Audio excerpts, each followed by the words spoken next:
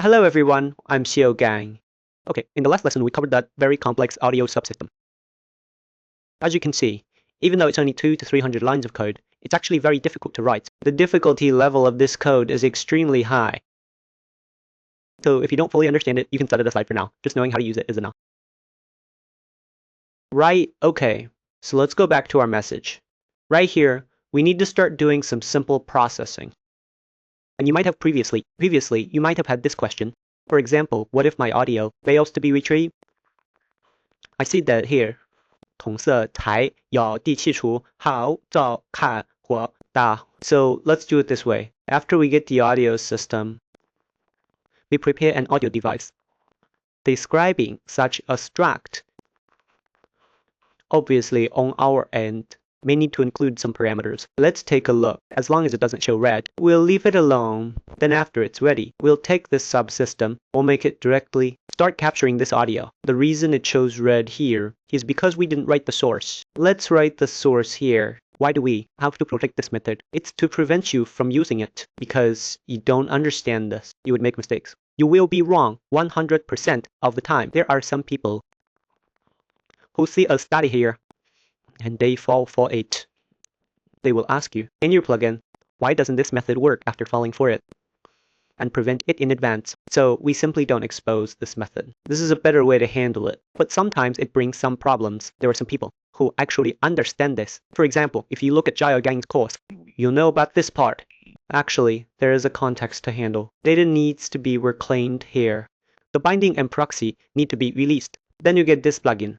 You need to modify it. You find that you cannot modify it because he called this thing. Then you will also encounter the same problem. Then we load this data into it. Load it in, we have a boolean here. It is to ensure we can obtain this thing, and at the same time we need to ensure that this parameter is the parameter we want. Actually, we didn't use it here because we are just reserving it. A piece of code is reserved here to handle it. We will just set it to 1 here. We won't make a judgment here, but you need to know this place needs to unlock this audio device. Then we check if any one of them fails currently. That proves what? Proves that our inductor dealways is malfunctioning. It could be that you didn't plug in the microphone, or the microphone's audio parameters are incorrect. Then we quickly output a log like this. Output a log. Then we record the information for this day. Yes, this way when it comes to ask you questions, you just look at this log, and you'll know that this is where the error occurred. Then, when we encounter a problem, we quickly stop it first. After that, we can execute our, what is this called? Call the blueprint. Tell it that our audio device is now malfunctioning, and you cannot use it. That's roughly the information. Then we paste this thing here. Paste it. These two should be directly pasted over. These two should be directly passable. No problem. Then the ID at this location. We deleted it. Then the reason for this force, obviously, it's because this audio has an error. Then this responder reversed the innate information back.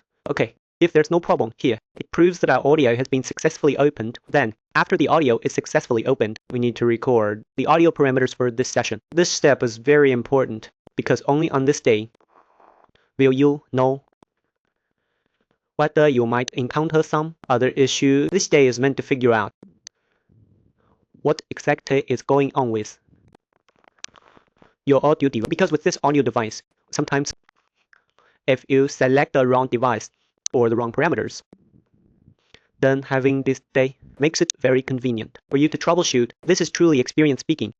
Next, we need to do this. Go and implement this consuming thread. So, how should this consuming thread be implemented? We'll put it here to implement it. Implement it in our shred. Before implementing our audio consuming thread, remember we previously wrote many methods for releasing resources. So now I really want to write this first method for releasing resources. The latter two have already been written for you. Right. You can see it here. Everyone, check it. Don't miss anything. Missing something here will cause a resource leak. Okay, so here, to release this audio thread, how should we release it? Because we have already encapsulated it. Actually, we can directly access our subsystem. We can release it here. Then here, we need to copy this bond over. Okay, then if this responsibility can be obtained, of course it can be obtained. We can directly call the release on one side. Good. Let's go back to our message here. Here, we have already released it. We haven't created the consumer thread yet. Next, we create this consumer thread. We've written quite a lot of code. So how do we jump over there? We do it by submitting files, because submitting files has an order. Okay, we will create our consumer program here. In the next lesson, we will guide you through writing it. Okay,